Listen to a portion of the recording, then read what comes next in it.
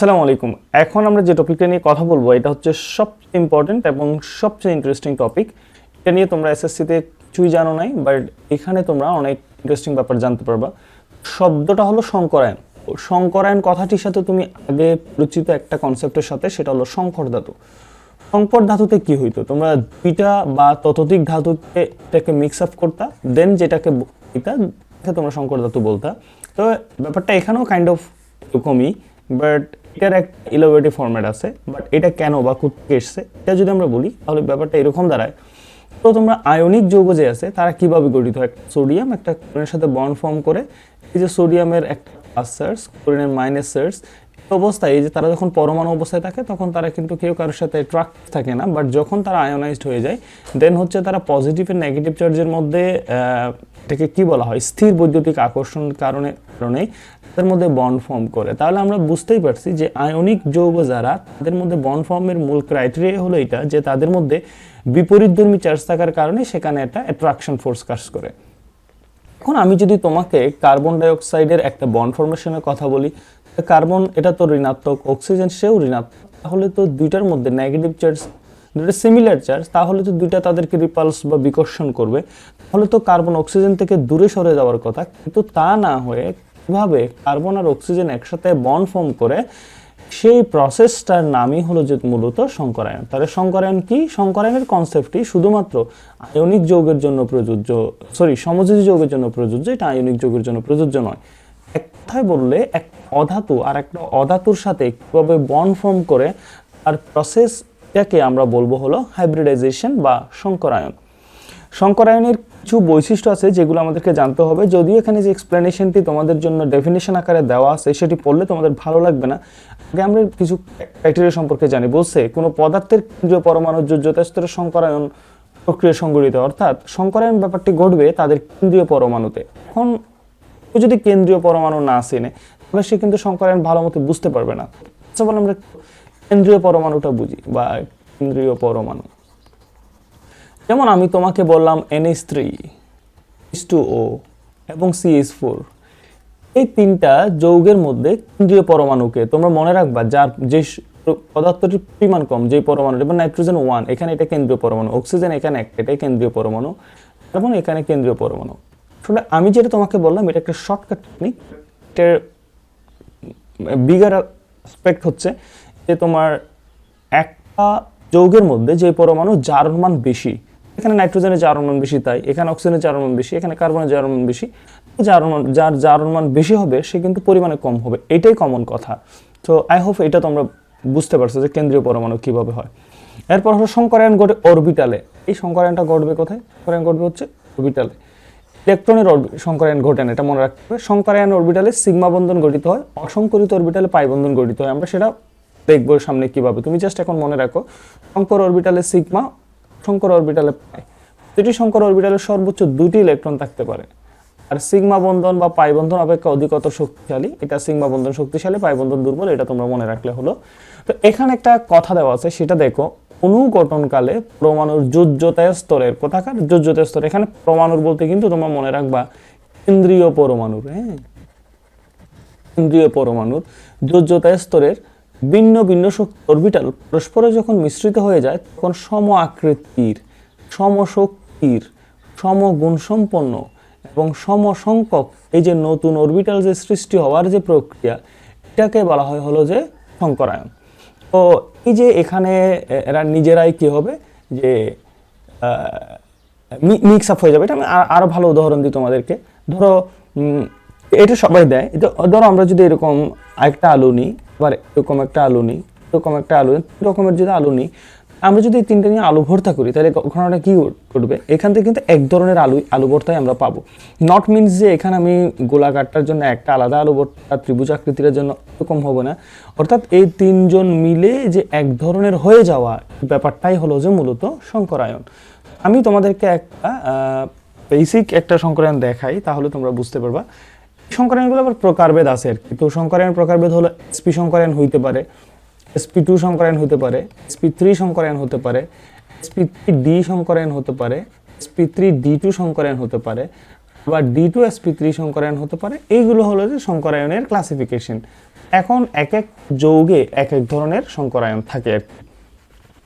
এখন আমি একটা তোমাদেরকে মিথেনের একটা স্ট্রাকচার দেখাই। ধরো আমরা ফর এক্সাম্পল একটা পরীক্ষা আসা প্রশ্ন দিয়ে আমরা বুঝালে তাহলে তোমরা বুঝতে পারবা। ওকে, তো একটা প্রশ্ন হলো এরকম যে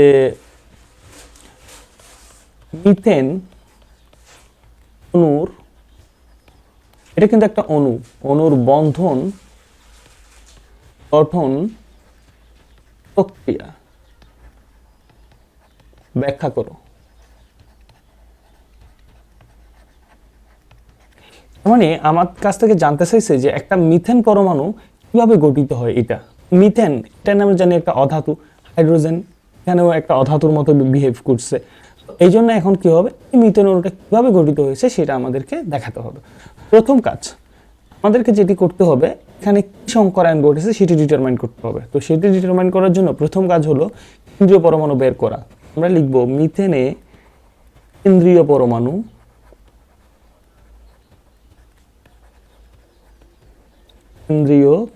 পরমাণু হলো কার্বন। এখন এরপরের কাজ হলো কার্বনের ইলেকট্রন বিন্যাস করা 1s2 2s2 p2। এরপরের কাজ শেষ শক্তি স্তর ডিটারমাইন করা, যে শেষ শক্তি স্তর হলো 2 ইলেকট্রন আছে 4টি। এরপরে যেটি কাজ সেটি হলো একে উত্তেজিত অবস্থায় ইলেকট্রন বিন্যাস করা 1s2 2s উত্তেজিত করলে কি হবে 2px 2py হচ্ছে 2pz।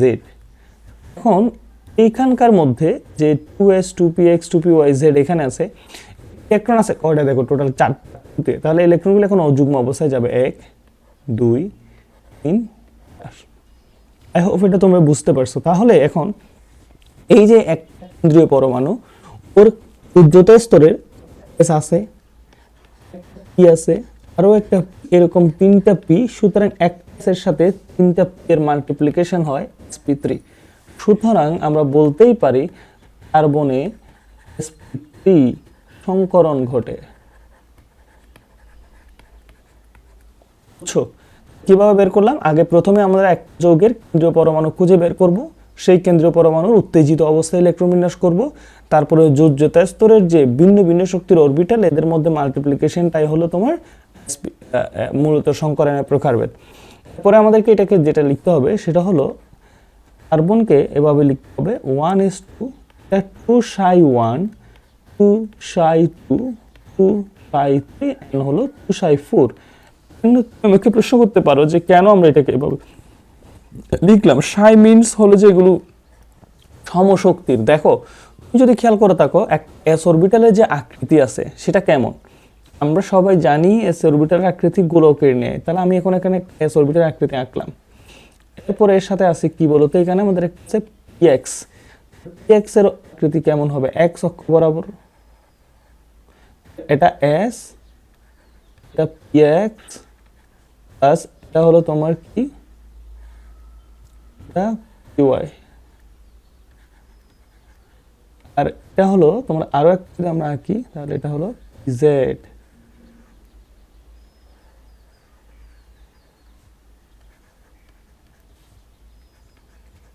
এখন এরা যদি সবার মধ্যে মিক্স আপের ঘটনাটি ঘটে তাহলে কি ঘটবে, সেটা হলো সবাই ভিন্ন শক্তি orbital S L S P P X P Y P Z, এরা সবাই মিলে প্রথমে এরকম 4টা সমশক্তি নতুন অরবিটাল সৃষ্টি করবে। এটা হলো ψ1, এটা হলো ψ2, এটা হলো ψ3,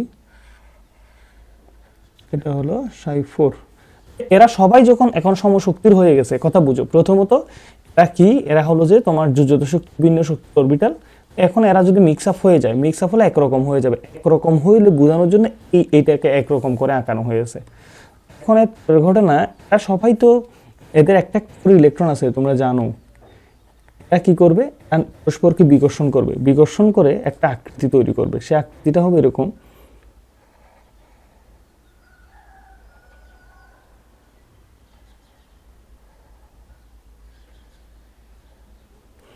এখন এদের মধ্যে এক তৈরি হয়েছে, একে বলা হয় 109.1 ডিগ্রি। তাহলে এত বন্ধন কোণের মানটা হয় 109.5। তুমি যদি আবার এখানে খেয়াল করো, এই যে এইটা যদি এখান থেকে এখানে আঁকো, এখান থেকে আঁকো, এখানে 4টা তল তৈরি হয়েছে এবং আকৃতি হবে তোমার চতুস্তলকীয়। 4টা তল আছে। 4টা তল কিরকম? এই যে এটা একটা তল, একটা তল, এটা একটা তল, এটা একটা তল, এটা 4। আর এই যে এইটার মধ্যবর্তী কোণের মান 100.5। এখন যেটা করতে হবে, এই লাল যে আছে এর সাথে আবার আমাদের যে হাইড্রোজেন আছে, কার্বনের সাথে মিথেনে তো এটা আমরা কার্বনেট রাখলাম, হাইড্রোজেনের আবার ইলেকট্রনবিন্যাস কি 1s1। হাইড্রোজেনের গোলকের নিয়ে এইখানে সবার সাথে একটা করে হাইড্রোজেন বসবে। এটাই হলো যে আমাদের মিথেন অণুর গঠন। তো এটা মনে হয় তোমরা বুঝতে পারছো। প্রথমত আমাদের কি করতে হবে, প্রথমে কেন্দ্রীয় পরমাণু খুঁজে বের করতে হবে, সেই কেন্দ্রীয় পরমাণুর ইলেকট্রোবিন্যাস করতে হবে, আবার কেন্দ্রীয় পরমাণুর উত্তেজিত অবস্থায় ইলেকট্রোবিন্যাস করতে হবে, তারপর এটাই।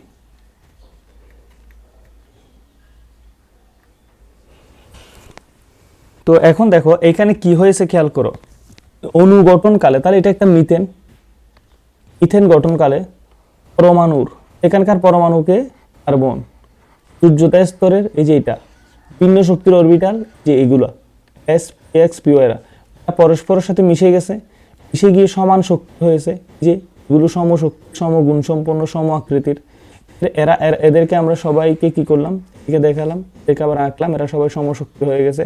এটা পরস্পরকে বিকর্ষণ করে কি করছে, 109.5 ডিগ্রি কোণে ওরা কি হয়েছে, কেটে গেছে। এটাই হলো যে আমাদের চতুস্থলকীয় আর কি মিথেন অণুর গঠন আর কি। মূল মিথেন অণুর গঠনটা এখানে তোমরা যে 4টা হাইড্রোজেন দিলে এইটাই মিথেন অণুর স্ট্রাকচার হয়ে যাবে। তো এখন আমি তোমাদেরকে দেখাই। হ্যাঁ,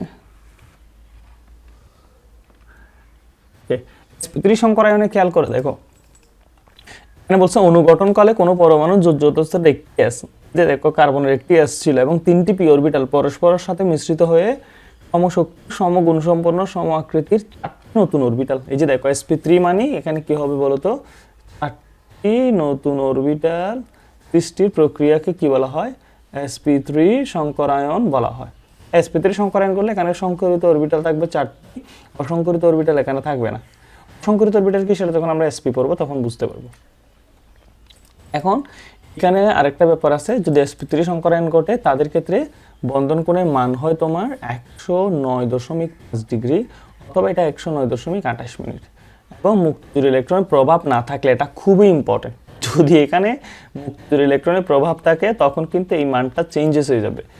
হ্যাঁ, কি বললাম, এই মানটা চেঞ্জ হয়ে যাবে। তাহলে 109.5 ডিগ্রি কখন, যদি sp3 সংকরায়ন ঘটে, যদি এখানে কোনো মুক্ত ইলেকট্রন প্রভাব না থাকে। আমরা যখন বেস পার্ট 3 পড়বো তখন এটা বুঝতে পারবো যে মুক্ত ইলেকট্রন প্রভাবটা কিরকম, আর আকৃতি হবে চতুস্থলকীয়। তো এখানে একটা এমসিকিউ, দুনিয়ার সকল যে অ্যালকেন আছে CnH2SN+2 এখানে sp3 সংকরায়ন ঘটে, এটা মনে রাখবা। তো যেটা তোমাদেরকে আমি মিথেন অণুর গঠন দেখাইছি একটু আগে, সেটাই এইটাই, তোমরা আই হোপ ফার্দার এখান থেকে বুঝতে পারবা। স্ট্রাকচারটা এখানে আরো ভালো করেই দেওয়া আছে, ক্লিয়ারলি বুঝতে পারবো আর কি নোটের মধ্যে থেকে।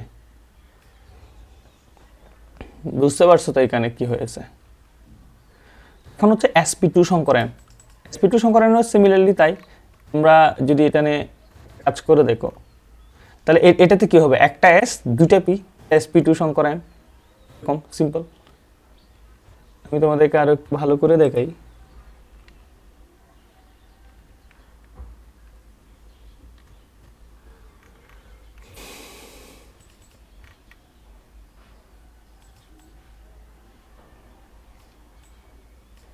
এর বন্ধন করে মান হবে এস, তোমার কি বলতো 120 ডিগ্রি, আকৃতি হবে ত্রিভুজাকার। এখন কেন ত্রিভুজাকার পরে দেখা।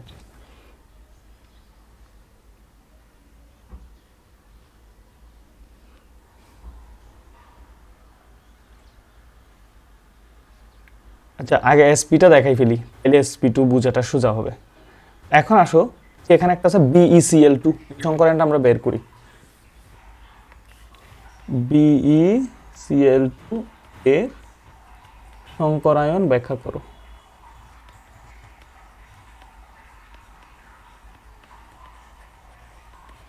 আমরা কেন্দ্রীয় পরমাণু, তোমরা বুঝতে পারছো এখানে বেরিলিয়াম, এটা 4, কি হবে 1s2 2s2।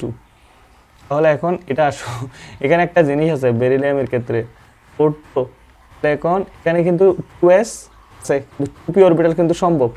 এখানে কিন্তু আমরা 2p লিখি নাই, কারণ 2p এখানে সম্ভব হয় না, কিন্তু যখন আমরা উত্তেজিত করব তখন এটা কি হয়ে যাবে 1s2 2s 2px 2y এবং হচ্ছে pz। এখন কি হবে, এই ইলেকট্রন এখানে 2s এ দুটি ছিল, তাহলে আসো এখানে এই পর্যন্ততে s একটা আসবে x একটা আসবে, এগুলোতে কি থাকবে 0 থাকবে। তো এরা যেহেতু এখানে যেহেতু ইলেকট্রন নাই, তাকে তাহলে সংকরণে অংশ নিতে পারবে না, তাহলে অংশ নেবে এটা s এবং এক। সুতরাং বেরিলিয়ামে sp সংকরায়ন ঘটে। তোমরা বুঝছো কিনা এটা? বুঝতে পারো যে এখানে 2p নাই মানে ব্যাপারটা 2p নাই এরকম না, 2p কিন্তু আছে, উত্তেজিত করলে ইলেকট্রন 2p তে যাবে। এখন এটা আগের মতোই হিসাব করো, তাহলে এটাতে তুমি, আমি আর কালার পেন দেই, এখন এক এস আঁকো, কি আঁকো, এটা px, দুইটা যখন মিক্স আপ হয়ে যাবে এরকম দুইটা তৈরি করবে, আবার এরা বিকর্ষণ করে কি তৈরি হবে, এই যে এরকম। এখানে মধ্যবর্তী কোণ হবে কত 120 ডিগ্রি, কথা বুঝতে পারছো? এখন যেহেতু এখানে ক্লোরিন আছে না, আবার ক্লোরিনের ইলেকট্রোমিনাস করো 17, তাহলে কি হবে 1s2 2s2 6 ps2 3p5। এখানে p আছে না, p অরবিটালের আকৃতি কেমন, ডাম্বেল। এখানে এর সাথে দুইটা কি তৈরি হবে, ডাম্বেল, এটা হচ্ছে BCl2। তাহলে এটা দেখতে সরল রেখার মতো না এখানে, এই জন্য এটা আকৃতি হবে সরল রৈখিক। আচ্ছা, যদি বলা হয় তাহলে sp সংকরণ করলে বন্ধন কোণ 120, সরি ভুল বলছি 180 হবে, সরি এটা 180, এখানে তো কোণ 180, আকৃতি হবে সরল রেখার মতো। তাহলে এখানে সংকরিত অরবিটাল কয়টা, এখানে দুইটা সংকরণ ঘটছে, তাহলে সংকরিত অরবিটাল দুইটা, অসংকরিত অরবিটাল কয়টা, দুইটা। বুঝতে পারছো? তাহলে এটাই আর কি, এটা এখানে স্পিডটা এখানে তোমরা দেখো, এই যে আবার সকল অ্যালকিনে কিন্তু স্পিড সংকরণ ঘটে আর কি, কাহিনী।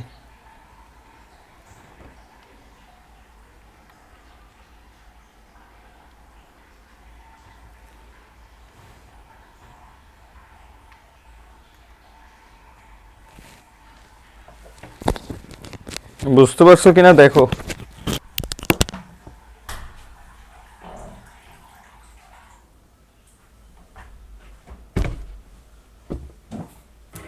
তো এখন আমাদের sp2 এর বেরিলিয়াম বোরন ট্রাইক্লোরাইডটা করতে পারো তোমরা, বেরিলিয়াম বোরন একটা